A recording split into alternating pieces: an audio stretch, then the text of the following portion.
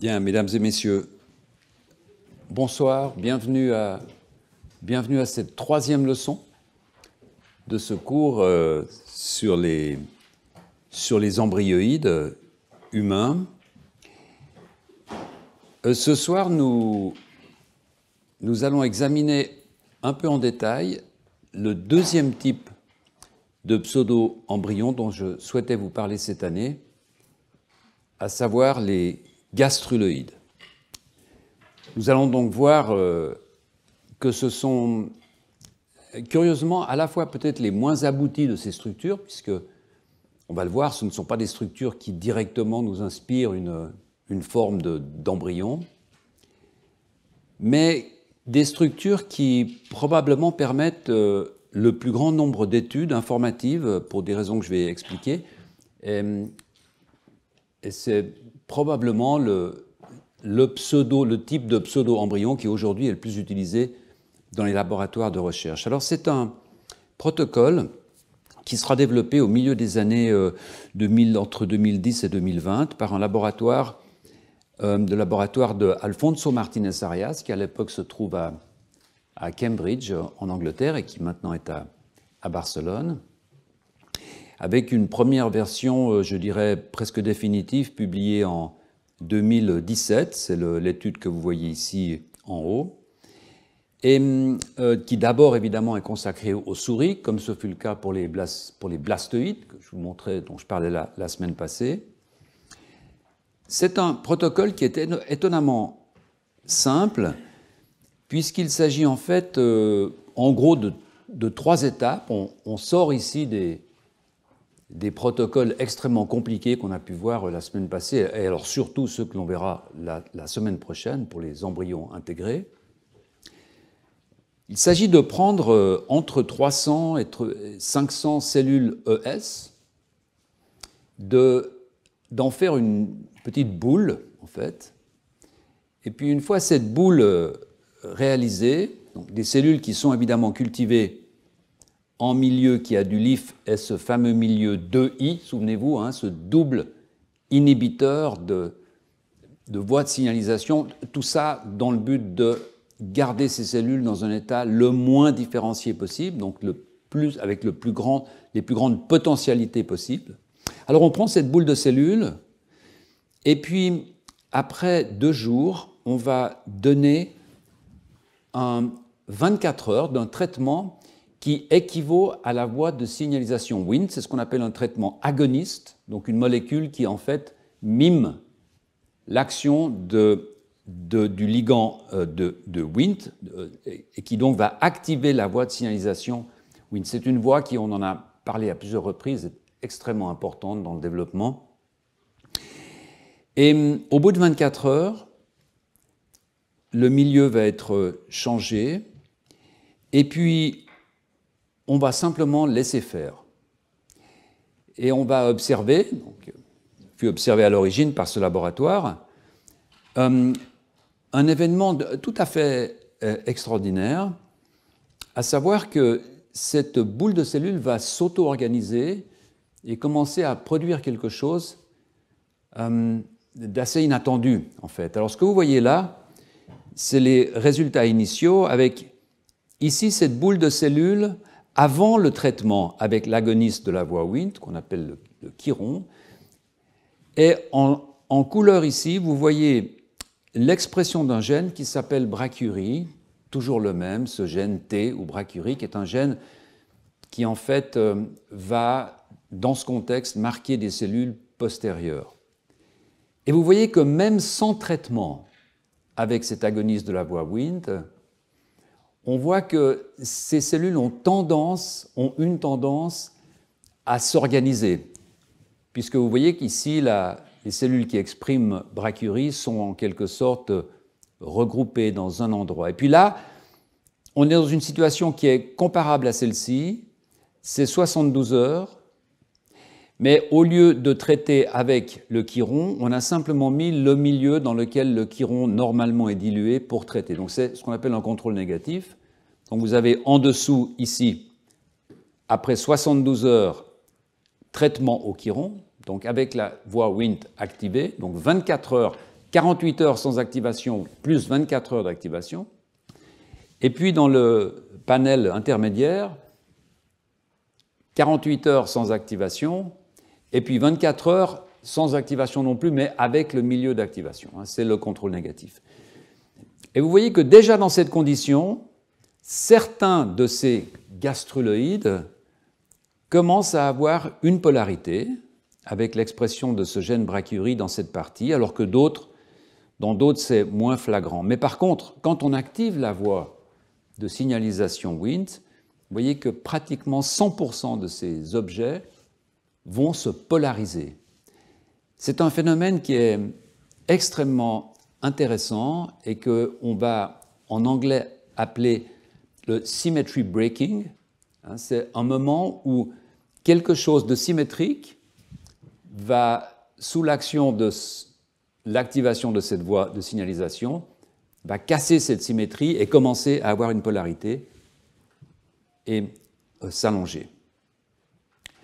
Alors on le voit très bien ici, ce sont des séquences 48 heures, 72, 96, 120, 144, et on voit que cette boule de cellules, alors je précise bien que l'agoniste de la voie Wnt n'est pas distribué avec une asymétrie, c'est simplement pipeté dans le milieu. Donc l'ensemble de ces cellules vont ressentir ce signal, et pourtant on va avoir une auto-organisation. On voit que cette partie-là va commencer à pousser en quelque sorte, et puis s'étendre, s'étendre, s'étendre, et lorsque l'on regarde en fait cette structure, un peu en virgule comme ça, on a vraiment l'impression, pour les gens qui ont l'habitude de regarder des embryons de souris, on a vraiment l'impression que cette partie-là correspond en fait à la partie la plus postérieure qui va donc s'allonger, où il y a ces cellules souches qui produisent le futur mésoderme et le futur neuroectoderme. Alors cela prend en gros une semaine, comme vous pouvez le voir, et on peut mettre un microscope dans un incubateur et puis suivre en fait en live le développement de ces gastruloïdes. Et je vais vous montrer un exemple. C'est un exemple qui a été produit dans mon laboratoire, en fait, et qui je pense, illustre bien cette dynamique de production. Ce que vous allez voir, en fait, c'est le développement d'un tel gastruloïde avec des cellules qui seront marquées en vert. Et ces cellules marquées en vert, vous en voyez déjà quelques-unes ici, à un stade précoce. Ce sont des cellules qui ont une GFP, donc des séquences d'ADN codant pour un ARN, codant pour une protéine de fluorescence, qui est insérée dans un gène particulier qui s'appelle MESP1. Je mentionne le nom comme ça, mais ce n'est pas très important. Par contre, ce qui est important, c'est de voir ce qui va se passer avec ces cellules vertes, de voir ce qu'elles vont faire, où elles vont atterrir. Voilà. Alors, voilà, vous voyez que cette partie-là va s'allonger. Voilà, vous voyez l'allongement, l'allongement, l'allongement. Et puis ces cellules vertes vont terminer dans une bande. Alors, je ne veux pas vous repasser le film, parce que c'est pas... Si vous êtes intéressé, venez le voir, mais ce ne sont pas toutes ces cellules vertes qui vont migrer à faire une bande, pas du tout. Il y en a qui vont s'éteindre, il y en a qui vont s'allumer, mais le résultat final, c'est une bande. Et la raison pour laquelle cette bande est intéressante, c'est que sur la droite, ici, vous voyez l'expression réelle de ce gène dans un embryon réel. Et vous voyez que ce gène fait une bande qui, en fait, est au niveau exact de la transition entre la partie qui est non segmentée de l'embryon et puis la partie segmentée de l'embryon. Et ce que cela indique, en fait, c'est que dans ce gastruloïde, une immense partie, les 2/3 de ce gastruloïde, à peu près, correspondent en fait à cette partie-là de l'embryon, donc une partie très postérieure.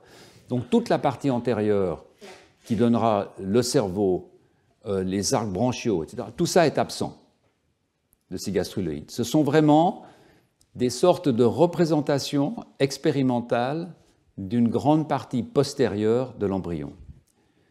Alors pour les neurobiologistes qui s'intéressent à la naissance des neurones corticaux, il ne faut pas travailler avec ce système, bien entendu. Pour les gens qui s'intéressent à la croissance de l'axe antéro-postérieur et à la mise en place des patterns du corps le long de l'axe antéro-postérieur, c'est évidemment un système qui est de choix, puisqu'on évite d'avoir tous ces autres tissus qui vont nous diluer le travail que l'on va faire en biochimie. Je vais vous en montrer quelques exemples. Alors, comment peut-on vérifier, comment peut-on essayer d'établir une correspondance entre, d'une part, ces objets biologiques, des gastruloïdes, et de vrais embryons? À quoi correspondent-ils? À quel âge à peu près d'une partie postérieure d'embryon? Pour essayer de répondre à ces questions, on peut faire ce que l'on appelle une analyse en composantes principales de datasets produits par les séquences d'ARN. Donc ce que l'on va faire, ça semble compliqué, en fait c'est assez simple. On va prendre des gastruloïdes à des âges différents, 48 heures, 72, 96, etc. Et puis pour chaque stade, on va séquencer les ARN totaux. Donc chaque stade va être représenté par une énorme librairie de 15 000, 50 000, 60 000 ARN différents qui vont correspondre à ce stade. Et puis on va faire pareil avec des embryons. Donc vous voyez ici, on va prendre des gastruloïdes à des stades différents, faire des séquences, et puis on va faire pareil avec des embryons, soit un embryon à 6 jours et demi, à peu près à 8 jours et demi. Alors dès qu'on arrive à ces stades-là, on peut en fait commencer à les disséquer, donc on peut un peu enrichir en ARN postérieur, puisqu'on sait que de toute façon, il n'y a pas de tête chez les gastruloïdes. Et puis une fois qu'on a tous ces fichiers de datasets, on va faire ce qu'on appelle une analyse en composantes principales.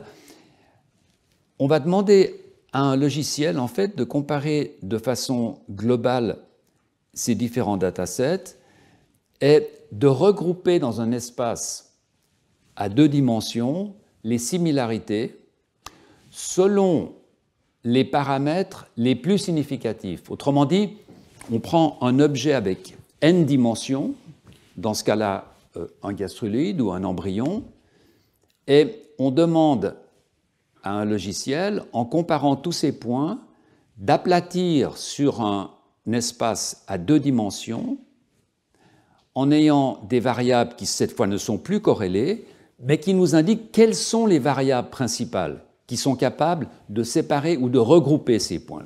Ça paraît compliqué, mais je pense qu'à l'explication, ce sera beaucoup plus simple. Alors, premièrement, pour être sûr que le système fonctionne, on va toujours prendre 2 échantillons, voire 3 échantillons du même stade de gastruloïde, pour être sûr que dans notre analyse, ces 3 échantillons vont se superposer. Si on prend 3 gastruloïdes à 72 heures et que ces 3 gastruloïdes sont séparés dans notre espace, ça veut dire qu'il y a un problème. Donc on va prendre soit 2, soit 3 copies. Et vous voyez qu'effectivement, alors les petits ronds ici, les cercles représentent des gastruloïdes à des stades différents, et puis les losanges représentent les embryons. Vous voyez ici le code de couleur, précoce, tardif. Et vous voyez que les 2 ici, les 2 échantillons de gastruloïdes, les 2 ici, les 2 là, les 2 là, donc c'est très très proche. Donc chaque fois que l'on prend 2 gastruloïdes du même stade, les 2 ronds vont se chevaucher. Vous voyez que pour l'embryon, c'est un tout petit peu peut-être plus éloigné, et pour une raison assez simple que j'ai déjà mentionnée dans ce cours, c'est qu'en fait, les embryons ne sont pas aussi simples à faire pour faire du staging, pour les aligner dans le temps, puisque dans la même portée d'une souris, vous allez trouver parmi les 6, 7, 8, 9 petits, des petits qui auront des stades différents, puisque les fertilisations vont se faire peut-être sur une journée. Donc quand vous prenez 2 petits d'une même portée pour faire de l'analyse d'ARN, vous allez avoir une variation qui sera vraisemblablement plus grande que si vous prenez 2 gastruloïdes au même temps, en plus que vous pouvez de vos yeux, hein, affiner le temps en prenant des formes qui ont la même distance, etc. Alors on voit deux choses. C'est que, premièrement, 34% de la variance est due à une composante temporelle. Donc ça veut dire que si on pose la question, quelle est la première composante qui nous permet de séparer ou de rapprocher ces objets, ces différents objets biologiques, que ce soit des gastruloïdes, des embryons, etc., la première composante, c'est le temps. Ce n'est pas inattendu. Hein, vous voyez ici que là, on a les gastruloïdes précoces, 24 heures. Ils sont très proches des gastruloïdes de 48 heures. Ce n'est pas inattendu non plus, puisque, souvenez-vous, à 24 heures et à 48 heures, les cellules ES sont encore pratiquement des cellules ES. Hein, c'est vraiment quelque chose d'homogène, donc on ne s'attend pas à ce qu'il y ait une grande différence entre. Par contre, après, on va rajouter le chiron. On va activer la voie Wnt. Et vous voyez ici que si on prend maintenant des gastruloïdes à 72 heures, eh bien, ils vont être déjà relativement séparés des gastruloïdes de 48 heures. Séparés par l'aspect comparatif des qualités et des quantités d'ARN. Hein, voilà. Donc on voit ici qu'on a une composante temporelle, et on voit que cette composante temporelle est la même pour les embryons. Vous voyez que ça passe ici, ici, ici. Alors évidemment, on n'a pas de match là, pour une raison assez simple, c'est qu'on commence avec des embryons de 6 jours et demi, et souvenez-vous ce que je vous disais la semaine passée, à 6 jours et demi, les embryons n'ont pratiquement plus de cellules qui ressemblent à des cellules ES, puisque les cellules ES, ce sont des cellules d'épiblastes qui viennent de blastocystes à jour 4, 4 et demi. Et c'est pour ça que lorsque l'on aligne, on voit que les embryons les plus précoces, le petit losange ici magenta, là, eh bien, il va à peu près correspondre à ces gastruloïdes et pas ceci. Et puis la deuxième composante, qui est presque de 30%, eh bien, c'est justement la différence entre les gastruloïdes, qui sont là en bas, et les embryons. Mais vous voyez, ce qu'il y a d'intéressant, c'est que cette différence, cette variante, elle se rétrécit avec le temps. Vous voyez ici, il y a une sorte de merge, donc on descend ici, il y a un merging, là, on descend, ce qui signifie en fait que les similarités entre les gastruloïdes et les embryons, quand on compare leur contenu en ARN à des stades différents, ont tendance à converger. Donc le plus tardif on va, le plus ces objets vont se ressembler, en utilisant ces critères, hein, bien entendu, donc les critères d'ARN. Pour être évidemment plus précis et pour savoir de quelles cellules on parle, parce que là, je vous parle d'ARN total, on pourrait se dire, mais quand on va comparer ces ARN totaux, on compare quelles cellules?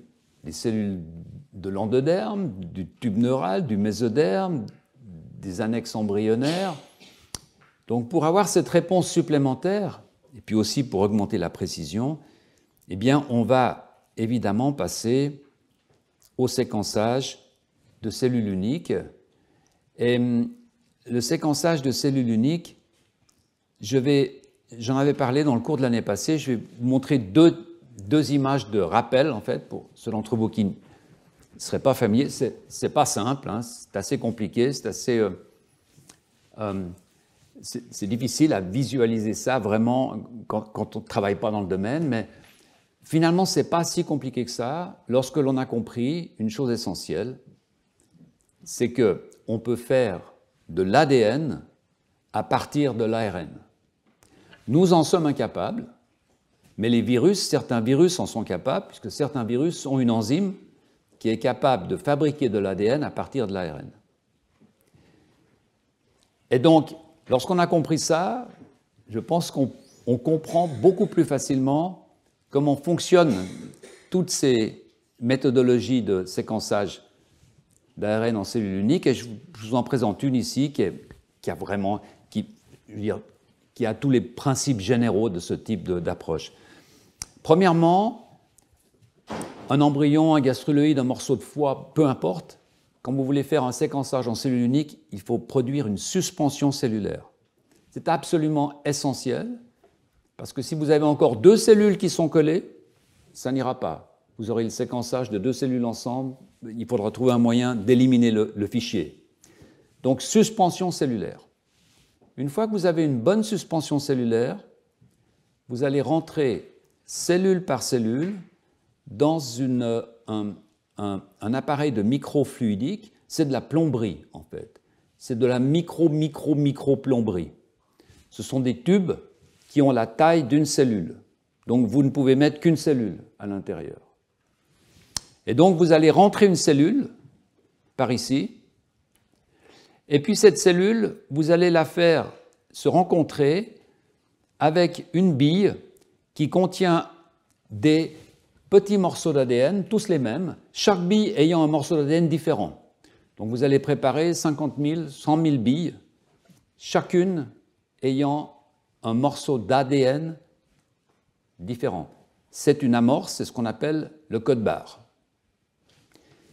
Ces cellules vont se rencontrer et puis on va mettre dedans de l'huile, enfin, je vous passe les détails, qui font que la cellule va être en contact très intime, va même rentrer dans cette bille ici. Et puis à partir de là, on va faire éclater le truc et ces petits morceaux d'ADN vont être utilisés comme amorce pour fabriquer de l'ADN à partir des ARN de cette cellule. Donc, à la fin, on va avoir une librairie d'ADN qui tous auront comme séquence, comme petit morceau de séquence à une extrémité, cette amorce. D'accord ? Une fois que vous avez séquencé 50 000 ou 100 000 cellules, eh bien, il reste à simplement demander à un logiciel de trier par amorce. Et puis les 30 000 séquences d'ADN que vous aurez qui contiennent toutes la même amorce, eh bien, ces séquences-là reflèteront une cellule. Tous les ARN à l'intérieur d'une cellule, à partir desquels on aura fait de l'ADN en utilisant ce barcode. Donc on va se retrouver avec X milliers, dizaines de milliers de fichiers différents. Chacun de ces fichiers représentant le contenu d'ARN, sont des fichiers, des séquences d'ADN bien entendu, mais qui représentent le contenu d'ARN d'une cellule. Après, on peut prendre tous ces fichiers et on peut demander de regrouper l'ensemble de ces fichiers dans un espace à 2 dimensions. Et c'est ce que vous voyez là, qui n'a rien à voir avec les gastruloïdes, c'est une image que je vous ai montrée l'année passée. En fait, ça représente la séquence, les séquences de cellules uniques d'un bourgeon de membre chez la souris. C'est uniquement pour des raisons techniques que je vous montre ça, parce que c'est plus simple à comprendre. Et vous voyez en bas ici que cette tache grise, qui est colorée ici, mais cette tache grise représente l'ensemble de toutes les cellules qui sont séquencées lorsque l'on prend des bourgeons de membres à 10 jours, 11 jours, 12 jours, 13 jours, 14 jours. On séquence tout ça et on obtient un total de toutes les cellules séquencées qui sont ces cellules grises. Et puis maintenant, on pose la question, où se trouvent les cellules que l'on a séquencées à partir du jour 10 ? Ben, vous voyez la couleur là, ces cellules, elles sont là, elles sont bleues et violettes là. D'accord ? Donc on fait un mapping, une cartographie. On va demander toutes les cellules qui ont un barcode qui correspond aux cellules qu'on a isolées au jour 10, où est-ce qu'elles se trouvent sur ce schéma. Vous voyez, elles se trouvent là. Alors après, on peut regarder le contenu en ARN, évidemment, puisqu'on a l'ADN. Et puis on peut déterminer de quel type cellulaire il s'agit. Et vous voyez que dans ce cas-là, eh bien, on a ces cellules P3, P2 qui sont P des progénitrices. Évidemment, c'est les plus précoces, donc ce sont des progénitrices. Après, on peut faire pareil avec les cellules qu'on a isolées à jour 14. On se dit, les cellules qui ont des barcodes associées aux cellules qu'on avait disséquées au jour 14, où les retrouve-t-on en termes d'ARN? Bien, vous voyez que cette fois, on les retrouve ici, à l'opposé. Et à quoi correspondent-elles? Vous voyez qu'elles correspondent à C5, C4, etc. Ce sont des différents types de chondrocytes, donc des cellules différenciées. D'accord? Donc, on peut avoir à la fois une progression temporelle. On voit que ces cellules-là, plus tard, vont se transformer en cellules-là. On est ici dans les progéniteurs. Vous voyez aussi qu'à jour 14, on n'a plus du tout de progéniteurs. C'est gris, il n'y a pas de couleur. Parce qu'au jour 14, il n'y en a plus. Ils ont tous été utilisés pour faire des chondrocytes, etc. Donc c'est vide. Donc c'est important que vous puissiez visualiser en fait que cet espace gris que je vous montre, c'est un espace qui est temporellement aplati. Tous les jours d'analyse, du jour 10 au jour 14, sont aplatis ensemble et vous donnent cet espace gris. D'accord? C'est l'addition de ces cellules ici, puis de ces cellules-là, puis de ces cellules-là, puis de ces cellules-là, puis de ces cellules-là. Sauf que ce n'est pas totalement additif parce qu'il va y avoir des cellules positives ici qu'ils seront également ici, puisqu'une cellule à 10 jours ne va pas forcément changer à 11 jours. Il y en a qui vont continuer à faire ce qu'elles font. D'accord? Voilà. Alors, ce qu'on va faire pour ces gastruloïdes, eh bien, c'est appliquer cette même méthodologie et mapper sur une collection totale de cellules embryonnaires de souris. Et cette collection totale, vous la voyez à gauche ici. Ce que vous voyez en rouge, en fait, alors vous ne voyez pas les points, mais chaque point serait une cellule. Il doit y en avoir quelques centaines, peut-être de milliers dans ce... Okay. Donc cet aspect rouge, c'est en fait une collection de points rouges, chacun des points représentant une cellule. Et ces cellules, vous voyez qu'elles ont été dérivées d'embryons de souris à jour 6,5 jusqu'à 8,5. Donc en fait, ce que vous voyez en rouge ici, c'est assez étonnant finalement. C'est l'ensemble de tous les types cellulaires que vous allez trouver dans un embryon entre le jour 6,5 et le jour 8,5. D'accord? Si vous demandez à votre ordinateur de vous montrer où se trouvent, par exemple, les précurseurs des cellules germinales à 8 jours et demi, eh bien, il va vous montrer directement qu'elles vont être par là ou par là ou par là. D'accord? Puisqu'on connaît l'ARN de chacune de ces cellules. Sur la droite, ici, vous voyez cet espace gris, c'est le même. Ici, il est en rouge parce que c'est l'ensemble des cellules. Là. Voilà. Et en rouge, ici, vous voyez une cartographie des cellules qui ont été disséquées de la partie la plus postérieure d'un embryon de souris. C'est du mésoderme présomitique, donc souvenez-vous de cette bande que je vous montrais du gène MESP1, c'est ce qu'il y a en dessous, en fait. En gros, c'est ce qu'il y a en dessous. On coupe, dissèque, cellules, séquence les cellules, et la question est, où ces cellules mappent-elles sur cet espace embryonnaire? Et vous voyez qu'elles mappent ici en rouge, donc toute cette partie à gauche, là, tout ce qui est rouge ici, représente en fait la partie la plus postérieure de l'embryon. Il y a différents types, il y a des NMP, souvenez-vous, il y a des dérivés de progéniteurs de mésoderme, des progéniteurs du tube neural, mais vous voyez où elles sont localisées, toutes sur la gauche de cet espace. Et au milieu ici, c'est le travail d'Alexandre Méran dans le laboratoire, au milieu ici, vous avez la même approche en prenant des gastruloïdes entre 96 et 168 heures. Et ce que vous remarquez tout de suite, c'est la correspondance qui existe entre cette coloration-là et cette coloration-là. Alors celle-ci est beaucoup plus forte, mais vous voyez que les cellules occupent à peu près le même espace. Sur la gauche, vous voyez ici, il y a ce petit morceau-là, par exemple, et bon, on le retrouve ici. Cette coloration, vous avez là, on la retrouve ici, etc.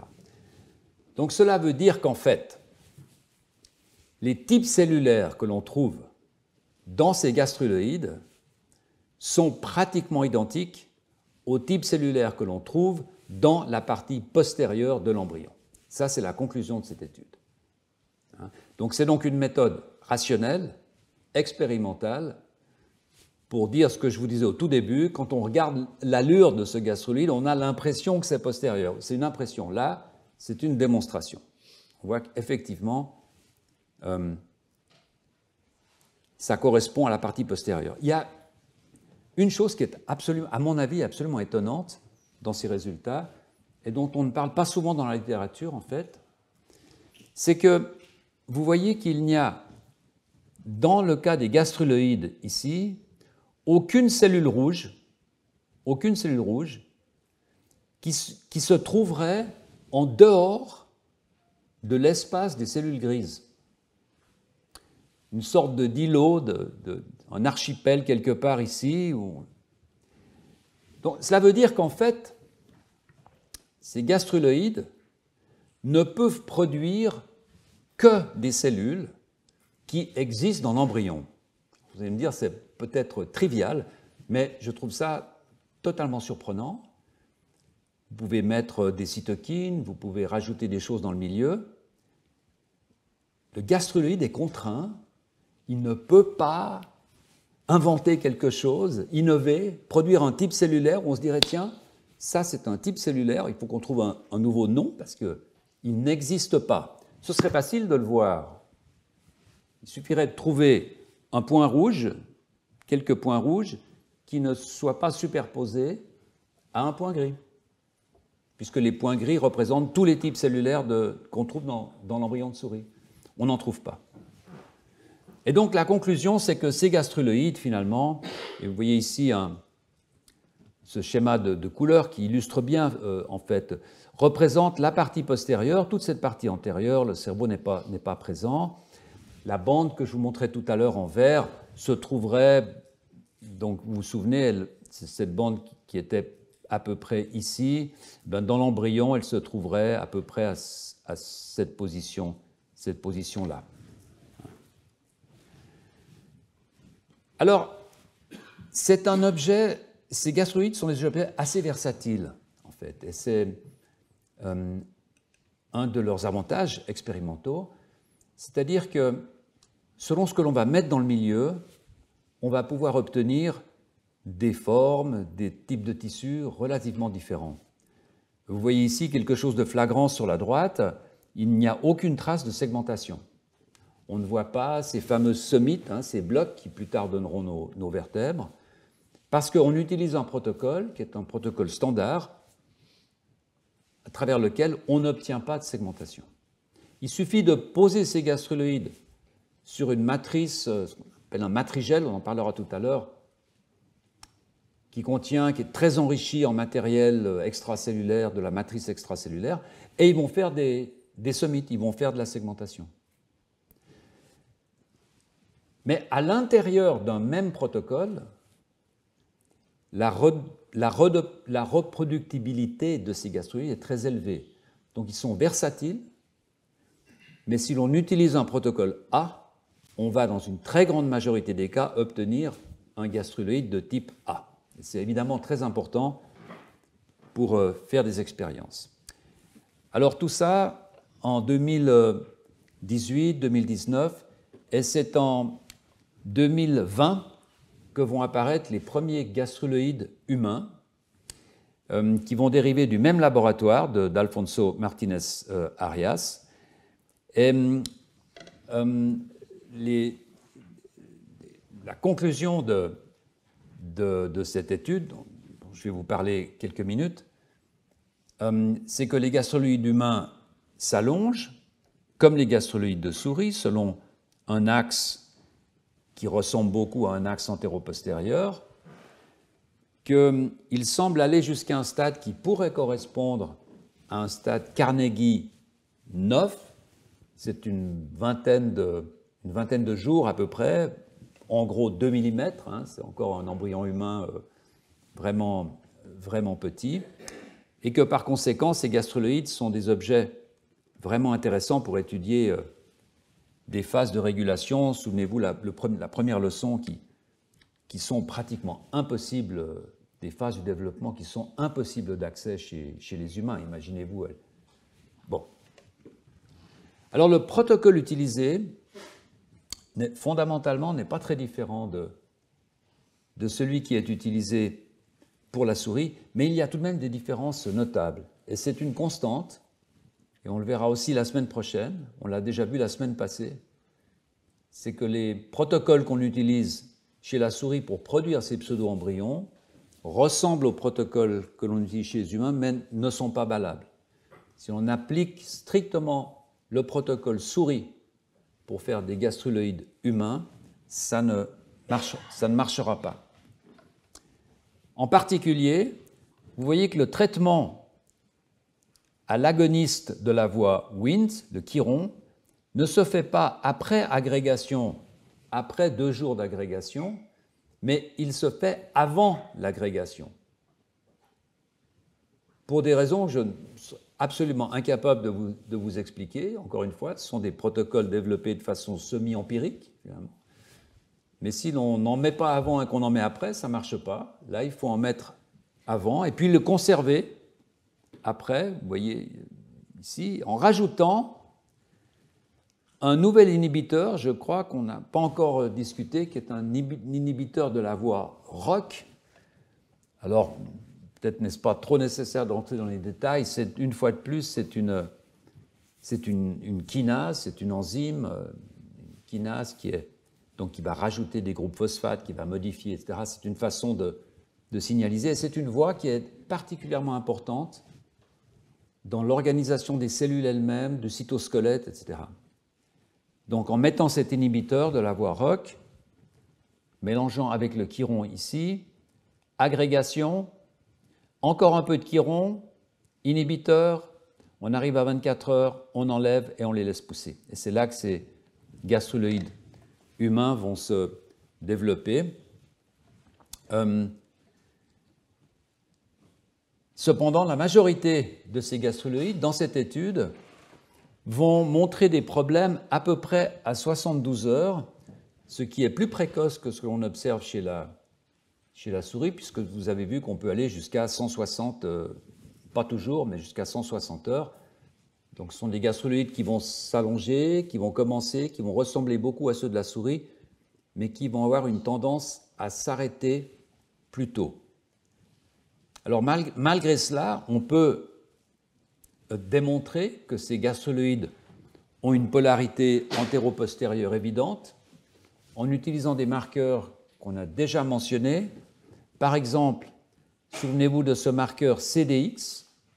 Ce marqueur CDX, c'est un marqueur qui est très postérieur, comme ce marqueur BRA, brachyurie, ou T, plusieurs appellations, qui marque les cellules les plus postérieures. Et vous voyez ici en jaune, on a un postérieur, ici un postérieur. Vous voyez ici en bleu, brachyurie, le gène T, postérieur.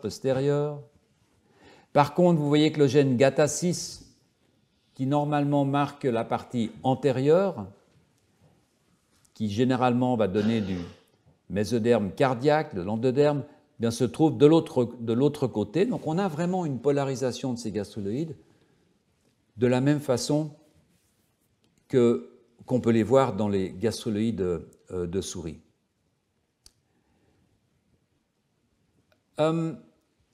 Pour avoir une approche plus précise de cette polarisation et pour essayer d'analyser de façon globale comment les gènes, comment les ARN sont distribués le long de l'axe antéro-postérieur, ces auteurs vont faire appel à une technologie qui a été développée il y a juste quelques années, qui est ce qu'on appelle une approche par tomosec, autrement dit par séquençage, encore une fois, séquençage de sections tomographiques. Alors, laissez-moi peut-être vous rappeler un mot sur la tomographie. En fait, une approche tomographique, c'est une approche qui consiste à, si vous avez un objet dans l'espace, à reconstituer cet objet en ayant plusieurs angles d'attaque. Hein. Vous pouvez regarder de ce côté, vous allez avoir évidemment un espace à une dimension, combiné avec une autre vue, une deuxième dimension, une troisième dimension, ce qui vous permet de reconstruire un espace. En fait, c'est ça la tomographie. Alors, il y a quelques années, des collègues à l'université à Utrecht, en Hollande, ont développé cette approche de séquençage de tomosec, une approche qui est très intéressante en fait, et qui est assez simple à comprendre. Et je vais l'illustrer ici par la publication originale qui utilisait un petit embryon de poisson zèbre. Peu importe, on pourrait remplacer ça par un gastroloïde, ce serait pareil, mais c'est un poisson zèbre. Donc l'idée est assez simple. Vous prenez votre poisson, on va le congeler, pour qu'il soit dur, et puis on va le débiter comme une sorte de salami. On va faire ce qu'on appelle des coupes serrées, très proches les unes des autres, des coupes histologiques. Et chaque coupe va être numérotée, bien sûr, et mise dans un Eppendorf, séparé dans un tube à essai, séparé les autres. Vous faites 100 coupes, on va finir avec 100 tubes. Et dans chacun de ces tubes, très important, on va rajouter ce qu'on appelle un spiking RNA, c'est-à-dire une petite concentration d'ARN dont on connaît la concentration. C'est pour simplement calibrer l'expérience. Hein. Donc, on va savoir que dans chacun des 100 tubes, on aura toujours la même concentration de cet ARN. Par conséquent, si, après avoir séquencé tout le truc, on voit que cet ARN est présent à 50%, ça veut dire que tous les ARN seront présents à 50%. Donc c'est pour calibrer, hein. C'est ça le spiking. Voilà, on prend ces tranches, ces 100 tranches, et on va faire une séquence d'ARN, amplifier l'ADN, etc., simple brin, double brin, séquencé, voilà. Et on va terminer avec un fichier qui va contenir, une fois de plus, 30 000, 50 000 ARN par tranche cette fois. Donc vous imaginez un salami, vous coupez des tranches, et chaque tranche, vous aurez l'ensemble des ARN qui se trouvent dans chaque tranche. Voilà. Alors en faisant ça, évidemment, vous pouvez savoir que tel ARN A va se trouver dans les tranches de 1 à 18, mais pas de 19 à 50. Donc on saura que l'ARN A est un ARN qui est antérieur. Par contre, à l'intérieur du salami, on ne saura pas où cet ARN est localisé. On saura qu'il est dans la tranche. C'est tout. Donc ce qu'on va faire, c'est de nouvelles tranches. Mais cette fois, le salami, on va le couper comme ça. Et puis après, on le coupera comme ça. Et puis, le plus on produit de tranches et le plus on séquence, le plus on va dans l'espace localiser une population de cellules qui exprimera le même ARN. C'est ça le principe, en fait. C'est un principe assez simple, mais encore fallait-il trouver les conditions pour l'appliquer. Après, vous pouvez séquencer de travers. Le plus de datasets on accumule, le plus de précision on aura sur les positions relatives de ces domaines d'expression. Je vois que c'est clair. Alors, dans le cas des gastroloïdes, ce laboratoire d'Alfonso Martinez-Arias ne va utiliser qu'un plan de coupe, en fait, simplement pour voir sur l'axe antéro-postérieur quels sont les gènes qui sont exprimés, qui sont enrichis, dont l'ARN est enrichi dans la partie postérieure ou antérieure, et peut-on en tirer des conclusions sur les réseaux de gènes, etc. etc. Et je vais vous montrer deux images. Donc le résultat, c'est, vous l'avez sur la droite, avec ces deux panels ici. Sur la gauche, vous avez la partie antérieure. Sur la droite, vous avez la partie postérieure. Donc un gastroloïde, il serait ici. Et puis, vous avez deux copies de deux gastroloïdes différents, mais sélectionnés au même âge. Hein, c'est toujours pareil, c'est essayer d'accumuler tout de même des points identiques pour voir quelle est la reproductibilité de l'expérience. Et vous voyez que c'est étonnamment reproductible. Alors, en jaune ici, vous voyez une intensité d'expression pour des ARN. Donc, on peut regrouper ces ARN dans des clusters, comme on le faisait pour les séquençages de cellules uniques. Et vous voyez par exemple, ici, ce grand cluster 2, là, eh bien, c'est un cluster de gènes, c'est un groupe de gènes qui vont être exprimés très fortement dans la partie la plus postérieure du gastruloïde et très peu dans la partie la plus antérieure du gastruloïde. Là-dedans, on va trouver brachyurie. Souvenez-vous, je vous montrais tout à l'heure, hein, qui est dans la partie la plus postérieure, il va être dans cette famille, si vous voulez. Et puis, on va trouver d'autres gènes. Ici, vous voyez l'inverse. Ici, vous avez un groupe de gènes qui est exprimé fortement dans la partie antérieure, pas du tout dans la partie postérieure. Vous voyez ici, intermédiaire. Vous allez avoir des gènes qui sont exprimés dans une tranche. Là-dedans, on va trouver ce gène MESP1, que je vous montrais, cette tranche verte. Hein. Et bien, cette tranche verte, quand vous sectionnez votre salami, vous allez rentrer dans la tranche pendant un certain nombre de sections et puis sortir de la tranche. Ben, c'est exactement ce que vous voyez là. Hein. On rentre dans la tranche ici, hop, et puis on sort de la tranche. D'accord ? Alors, l'intérêt de faire ça, c'est que ça peut nous donner des informations sur les réseaux de gènes. Parce que intuitivement, on se dit, tous les gènes qui sont exprimés dans les mêmes cellules avec la même stratégie en quelque sorte, en gros, eh bien peut-être que ces gènes-là produisent des protéines qui ensemble font quelque chose. Et vous voyez ici un exemple sur la gauche où on a un réseau de gènes, alors c'est encore mis par ces auteurs, je ne vais peut-être pas m'attarder là-dessus, mais vous voyez que c'est un réseau de gènes dans lequel ce gène qui produit une protéine FGF8 va inhiber l'activation d'un autre gène qui s'appelle RALDH2 et qui est stimulé par le gène Wnt3. Et lorsque l'on regarde de façon totalement objective où se trouvent les cellules qui expriment ces gènes, bien, vous voyez sur la droite ici, on a Wnt3 qui est exprimé dans la partie la plus postérieure du gastruloïde qui va activer ce gène FGF8 ici qui lui va réprimer le gène RALDH. Vous voyez qu'ici il n'y a pas d'expression de RALDH. Donc en fait on peut commencer à établir des relations épistatiques, des interférences entre les gènes, etc. En dessous, là, vous voyez en fait des sections à travers ces histogrammes, là, où l'on voit par exemple que le gène SOX2, eh bien, ici c'est antérieur, postérieur, moyen, postérieur. Vous voyez que le gène SOX2 va être activé dans des cellules qui sont plus antérieures que les cellules qui vont activer BRA ou CDX, etc., etc. Donc on peut avoir un niveau de précision sur l'expression de ces gènes qui est tout de même assez intéressant.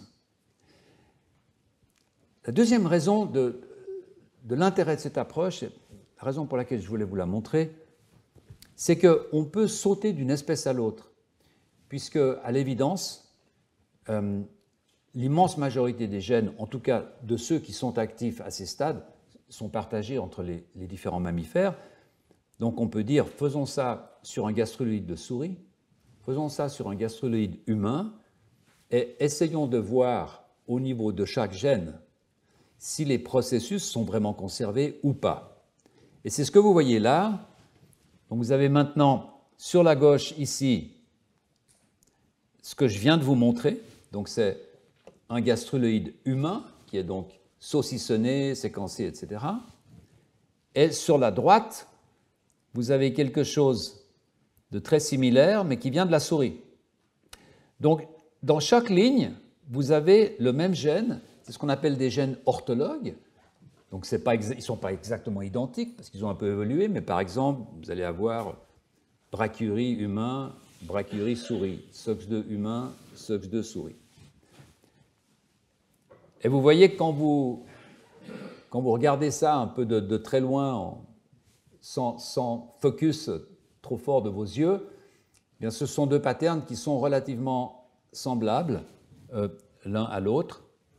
Donc en règle générale, on a un degré de conservation, et c'est la conclusion que vous voyez là, de conservation du patterning axial qui est très élevé entre les hommes et les souris. Cependant, c'est absolument clair, si vous regardez un tout petit peu plus précisément, qu'il y a des différences qui sont absolument notables. Par exemple, regardez ici, vous avez ces gènes-là qui sont exprimés tout à gauche, très peu à droite. Ici, ils sont plutôt intermédiaires. Regardez par exemple ici, vous avez des gènes qui sont plutôt exprimés antérieurs. Là, ils sont carrément plutôt exprimés postérieurs. Donc, bien que ces gastrulоïdes représentent des objets vraiment comparables entre les humains et la souris, bien que la façon dont notre corps se forme, l'axe antéro-postérieur se forme, est très comparable entre les souris et les humains, il y a tout de même des réseaux génétiques qui semblent être implémentés de façon relativement différente. Et c'est une des raisons pour lesquelles, souvenez-vous, ces 13 raisons que je vous donnais à la première leçon, c'est évidemment une des raisons pour lesquelles il est essentiel, à mon avis, d'étudier ces pseudo-embryons humains. Je vous disais précédemment que les conditions de culture pouvaient donner des gastrulоïdes relativement variables dans leur forme, dans leur composition. Et un protocole très récent, puisqu'il n'est pas encore publié, en fait, c'est un protocole qui a été déposé sur ce qu'on appelle un archivage de publication actuellement, donc avant même la publication. Ce nouveau protocole illustre vraiment ce point précis et surtout permet de conserver ces gastrulоïdes quelques jours de plus en culture. C'est un protocole qui est extrêmement intéressant, qui est dérivé du laboratoire de Jay Shendur, vous voyez ici. Et c'est un protocole qui comprend 2 traitements discontinus à l'acide rétinoïque. Alors comment, pourquoi, comment avoir trouvé ces 2 traitements, les doses différentes, l'espacement temporel entre ces 2 traitements? Là encore, je n'ai aucune idée, je n'ai pas eu l'occasion de demander aux auteurs, mais on retombe encore dans des approches qui sont des approches empiriques, avec des gens qui vont essayer de faire comme ça, d'attendre 1 heure, d'attendre 2 heures, 3 heures, 4 heures, de mettre 10-8 molaires, 10-9, 10-10, etc. etc. C'est vraiment une approche semi-empirique. Alors, pourquoi traiter à l'acide rétinoïque? Je vais prendre quelques minutes pour vous parler un peu de l'acide rétinoïque. Les auteurs précisent que l'acide rétinoïque est en fait une sorte de promoteur du mésoderme, puisque l'acide rétinoïque, et je vais vous montrer ça dans 2 minutes, est très actif dans cette région où les somites se segmentent. C'est un petit composé qui est absolument essentiel dans cette partie précise de l'embryon qui est essentiellement une segmentation de type somitique.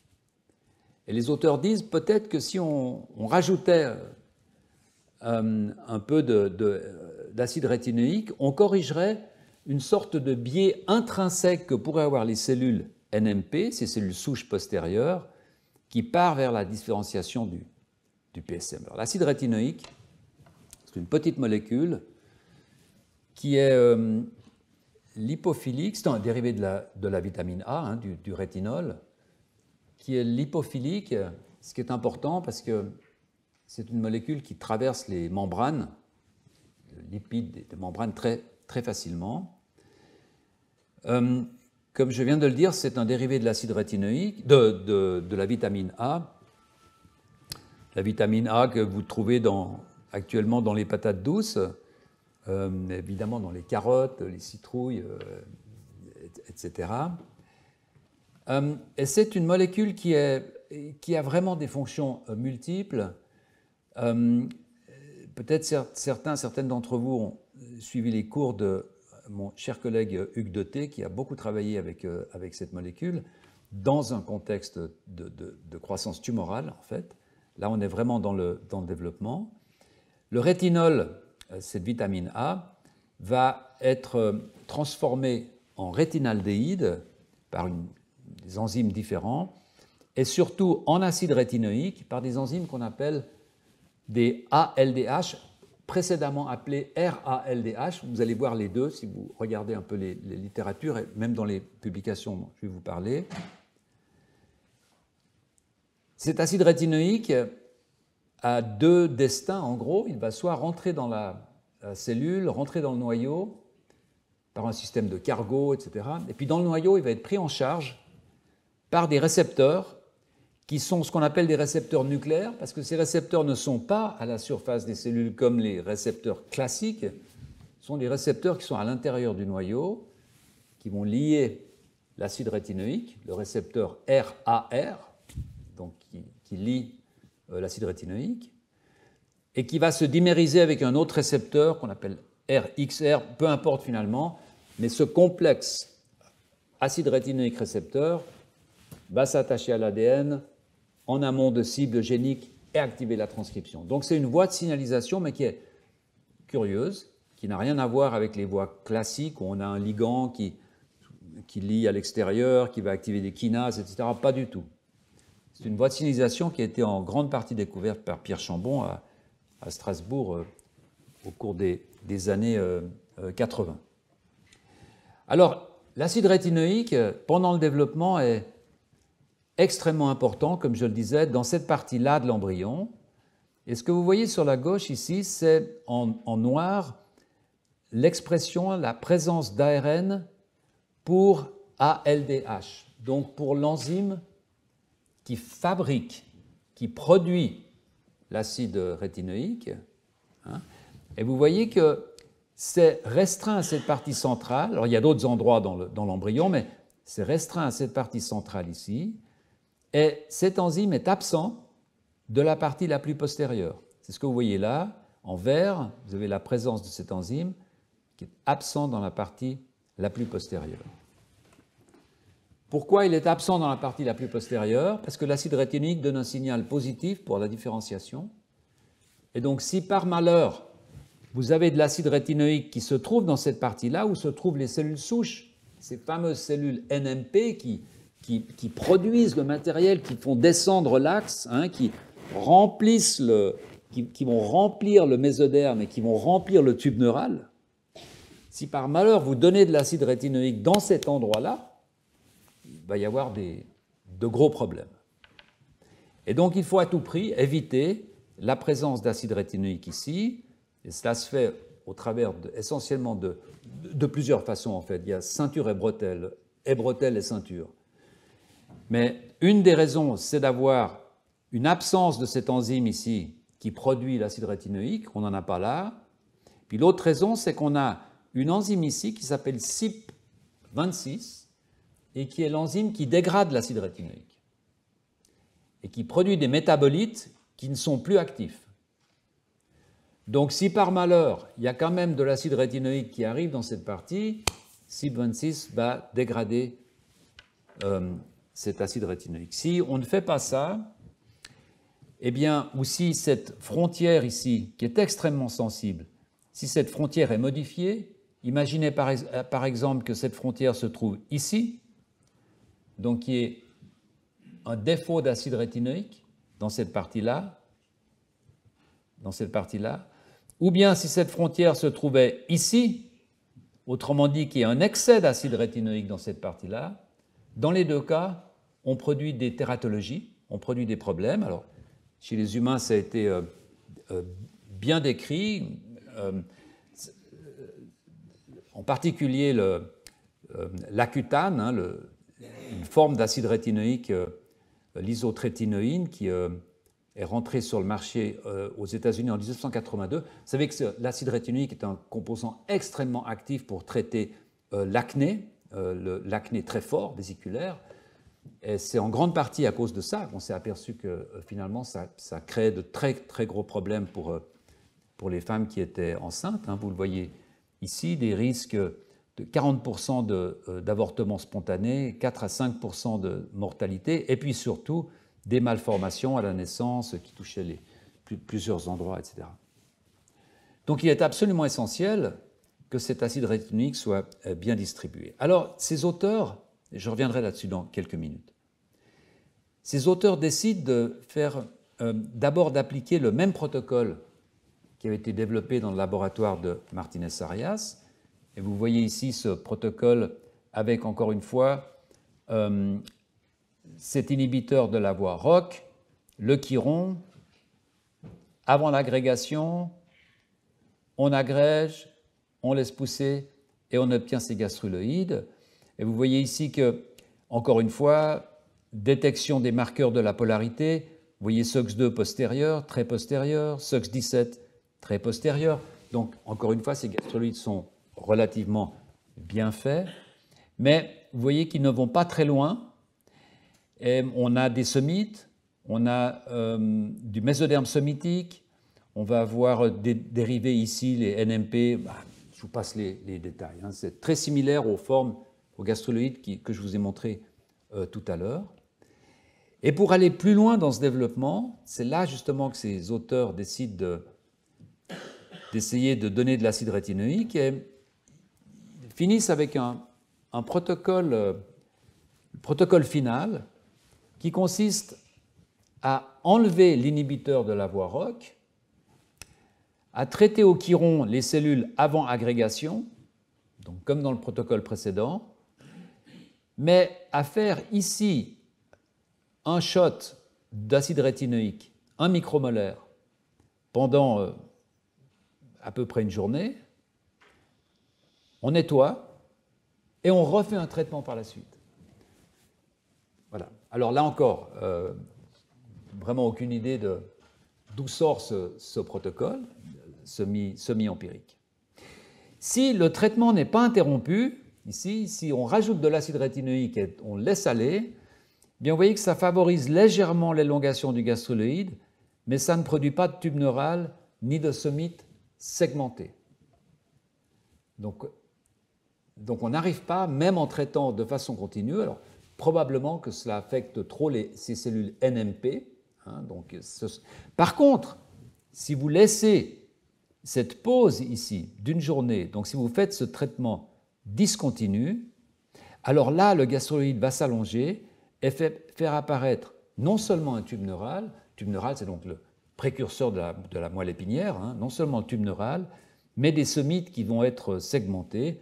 Et on le voit ici, cette image qui est absolument étonnante, avec ici un tube neural que vous voyez là en coloration avec SOX1, et puis tous ces blocs-là, qui sont en fait des blocs de mésoderme qui illustrent en quelque sorte une segmentation de type somitique. On peut prendre ces gastruloïdes, faire un séquençage en cellules uniques pour se poser la question, qu'est-ce qu'il y a à l'intérieur? Quels sont les types cellulaires que l'on trouve? Et on va trouver effectivement du tube neural, des somites, même, vous voyez ici, des myocytes, donc des cellules qui commencent à être différenciées. Mais il y a deux choses totalement remarquables. Premièrement, on voit ici des progéniteurs de cellules neurales qu'on ne voyait pas avant. Donc on voit qu'on pousse avec cet acide rétinoïque, on pousse dans la différenciation de type neural. Et puis autre chose ici, alors ça c'est vraiment pour les spécialistes, mais on voit l'apparition d'un type de cellules qui sont extrêmement intéressantes, qui sont les cellules de la crête neurale, des cellules assez mystérieuses qui migrent pendant le développement du corps, et des cellules qui ont été extrêmement bien étudiées par Nicole Ledouarin. Peut-être certaines d'entre vous ont eu l'occasion de suivre ces cours ici. Et donc, les auteurs concluent que, en utilisant ce protocole, avec ces deux traitements d'acide rétinoïque, on obtient des structures qui correspondent, en gros, à des embryons humains de stade Carnegie 11. Souvenez-vous, avant on était sur un stade 9, là on est sur un stade 11, qui correspond tout de même à quelque chose comme 25 jours de développement chez chez les humains. Mais là encore, il ne faut pas du tout vous imaginer une image du petit fœtus humain de Carnegie, du stade Carnegie 11, parce qu'on est dans une partie postérieure.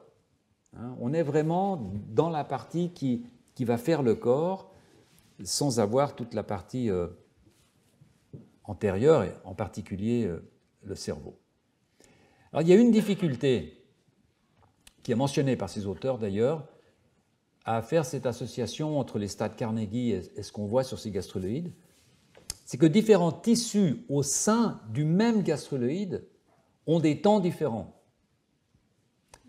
On va par exemple trouver un tissu de type mésoderme qui va correspondre à des types cellulaires d'un embryon de Carnegie stade 10. Mais à côté, on va trouver un tissu neural qui va correspondre à un embryon de stade 11. Ce qui vous montre en fait que la cohérence dans la croissance de ces gastroïdes n'est pas maximale, en fait. On a des choses qui poussent, mais de façon un petit peu chaotique, et les temps de pousse peuvent être différents pour les dérivés différents, finalement. C'est une remarque assez intéressante. Donc on voit que ces gastroïdes ne sont en fait que des représentations assez partielles d'embryons de souris ou d'humains. Et pourtant, comme je vous le disais au début de ce cours, ce sont probablement les embryyoïdes qui sont les plus utilisés, en particulier à cause de cette absence de structure générale, parce que cette absence est compensée par cette possibilité de les utiliser en masse. On peut faire pousser ces gastroloïdes dans des plaques de 96 puits, pratiquement autant qu'on veut, puisque la seule limitation, c'est les cellules ES, qui sont disponibles par millions. Donc il y a une quantité de production qui est pratiquement illimitée, et puis encore une fois, une possibilité de faire du staging, donc d'avoir des séries temporelles qui sont relativement précises. Et ça, c'est les deux choses qui sont absolument nécessaires pour faire des analyses qu'on appelle à haut débit, pour essayer de comprendre ce qui se passe à l'intérieur. Et alors, à cet égard, en fait, on peut faire deux choses, finalement. On peut utiliser ces gastroloïdes pour ce qu'ils sont, c'est-à-dire pour essayer de comprendre ce qui se passe à l'intérieur de ces gastroloïdes. Pourquoi, par exemple, quand on fait ce deuxième pulse d'acide rétinoïque, on a des somites qui se forment, des condensations qui se forment. Si on fait le traitement en continu, ça ne se forme pas. Qu'est-ce qui se passe? Quelle est la raison? Ça, c'est une chose. Et puis la deuxième chose, c'est simplement d'utiliser ces gastroloïdes comme tube à essai. De se dire finalement, je m'en fiche un peu de ce qui se passe à l'intérieur. D'où sort le mésoderme, d'où sort l'ectoderme. Ce que j'aimerais, c'est utiliser ces objets pour répondre à une question à laquelle je ne peux pas répondre si j'utilise des modèles animaux. Et j'aimerais brièvement vous montrer un exemple de chaque. Le premier sera très rapide. Il implique une signalisation qui est extrêmement importante, une des plus importantes pendant le développement, qu'on appelle la voie de signalisation par les BMP. Alors BMP, ça vient de Bone Morphogenetic Protein, donc une protéine qui a un effet à l'origine dans la régénération de l'os. C'est comme ça qu'elle fut découverte dans les années 60, 65. Voilà. Alors cette protéine BMP, depuis, eh bien, on s'est aperçu qu'elle fait partie d'une grande famille dont je vous ai parlé déjà de nombreuses fois, qui est cette famille des facteurs TGF-bêta. Énormément de protéines qui sont parmi ces facteurs TGF-bêta. Et puis, ces protéines BMP vont en fait signaliser au travers de récepteurs membranaires. Cette fois, on est dans une situation classique. Vous allez avoir des récepteurs qui généralement sont des tétramères. Donc les protéines BMP vont plutôt agir sous forme de dimères. Ils vont lier des récepteurs qui généralement sont des récepteurs tétramères. Et puis une fois que ces récepteurs sont liés, cascade à l'intérieur de la cellule, cascade habituelle, et puis translocation de protéines qu'on appelle des SMAD, et c'est ces SMAD qui vont aller lier l'ADN. Avant, je vous parlais des récepteurs nucléaires, on est dans le même schéma, mais avec des protéines différentes. Ces SMAD vont atterrir, reconnaître l'ADN est favorisé soit l'expression, soit la répression de gènes cibles. Une voie de signalisation tout à fait classique. Extrêmement importante pour le développement, et donc ces auteurs se disent, puisqu'on dispose de ces gastruloïdes, ne pourrait-on pas faire une approche totalement unbiased, non biaisée, finalement, par laquelle on pourrait se dire, voilà, on va prendre deux cas de figure. Premier cas de figure, on va activer du BMP partout. On ne va pas chercher à faire dans la dentelle, on va simplement suractiver BMP partout. Et puis l'autre cas de figure, on va inhiber BMP partout.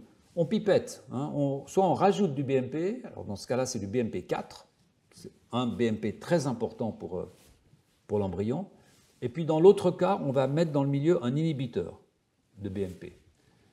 Donc on va avoir trois types de gastruloïdes, des gastruloïdes normaux, des gastruloïdes dans lesquels toute la signalisation BMP aura été coupée par un inhibiteur, et des gastruloïdes dans lesquels on va pousser l'activation BMP partout.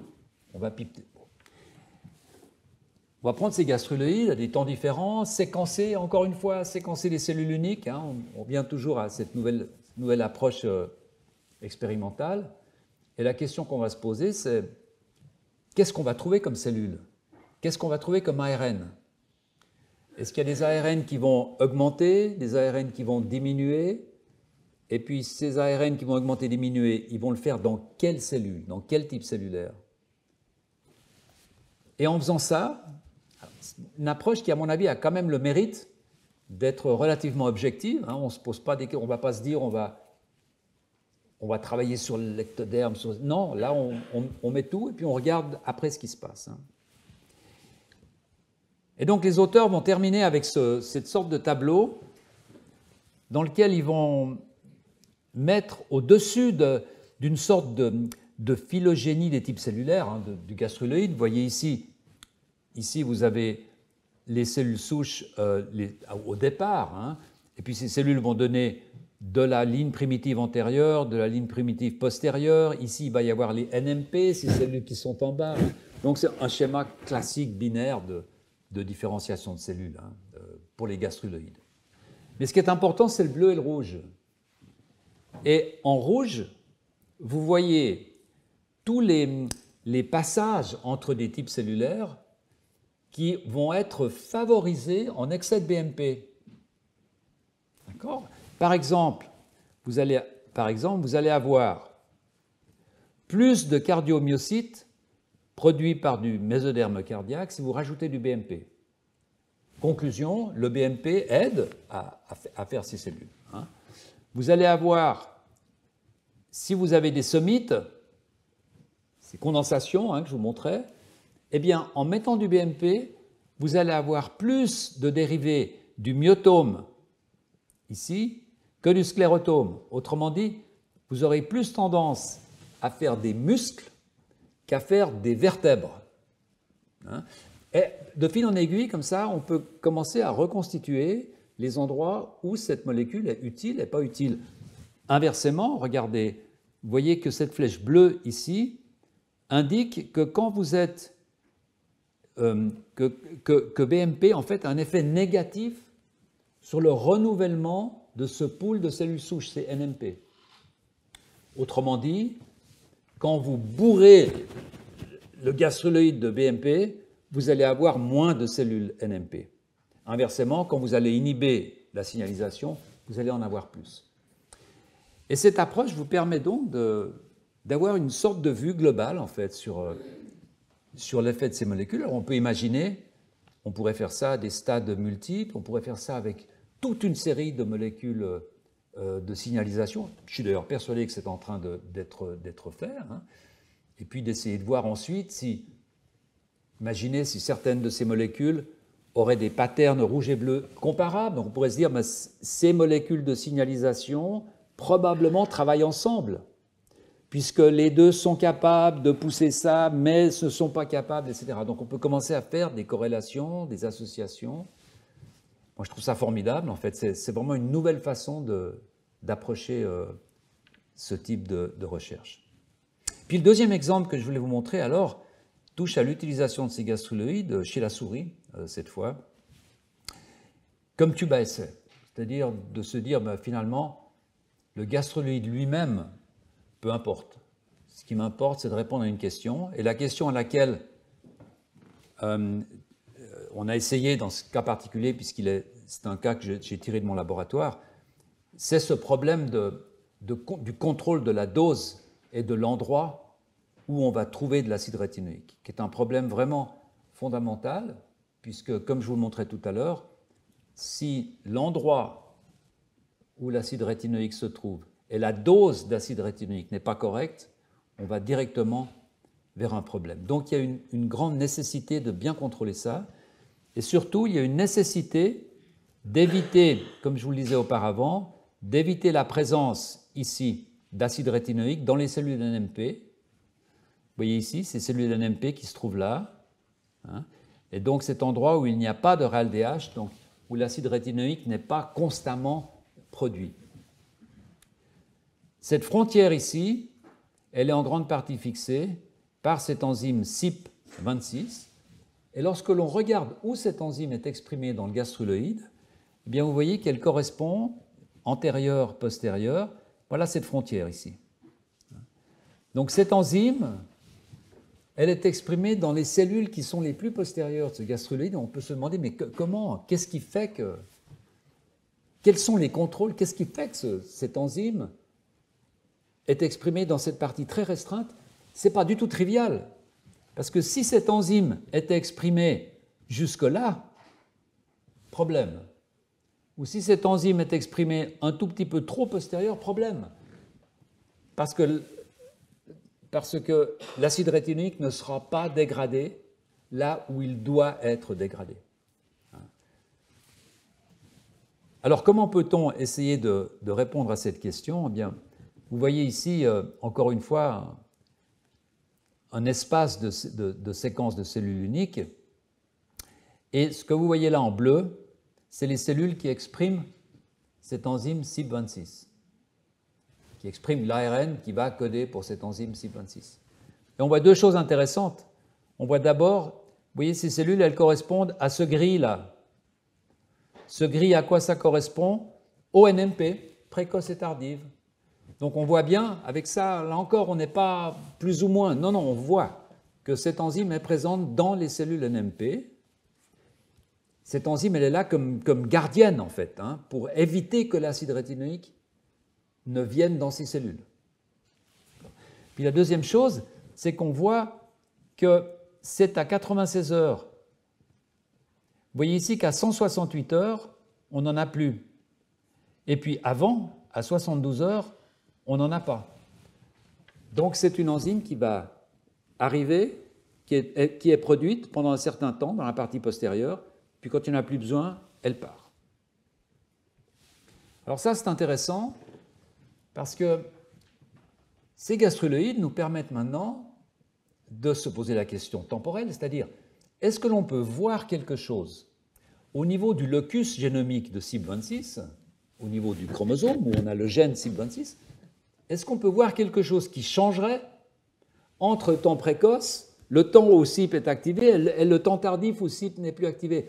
Parce qu'on a maintenant les 3 points de référence. On a un point avant, un point pendant, où ça fonctionne, et un point après, où ça ne fonctionne plus. Et pour attaquer ça, on peut utiliser, alors c'est la dernière technologie que je vous balance comme ça, mais j'en ai déjà parlé au cours précédent, qui est cette possibilité qu'on a de voir où la chromatine est active. C'est ce qu'on appelle une approche par attaque sec. C'est simplement une façon de pouvoir séquencer l'ADN que là où il est accessible. La chromatine, c'est quelque chose, l'ADN, c'est quelque chose qui est enroulé, qui est inaccessible. Et lorsque vous voulez exprimer quelque chose, un gène, il faut que cette chromatine se relaxe pour que les protéines puissent venir, lier et activer. Eh bien, on peut voir où cette chromatine est relaxée, en fait, par un truc biochimique dont j'ai décrit avec quelques détails l'année passée, donc je ne vais peut-être pas y revenir. Alors voilà à quoi ça ressemble. Vous avez ici 3 lignes. Le gène CYP26, il est là. C'est ce petit rectangle ici. Et puis vous voyez qu'il y a plusieurs centaines de kilobases ici, qui est un désert génique, il n'y a pas de gène. Vous voyez, il n'y a aucune indication. Par contre, quand vous regardez l'accessibilité de la chromatine à un stade précoce, intermédiaire ou tardif, eh bien, regardez par exemple ici, il n'y a pas de pic. Ici, vous voyez un petit pic qui apparaît. Ici, le pic est massif. Et ici, le pic disparaît.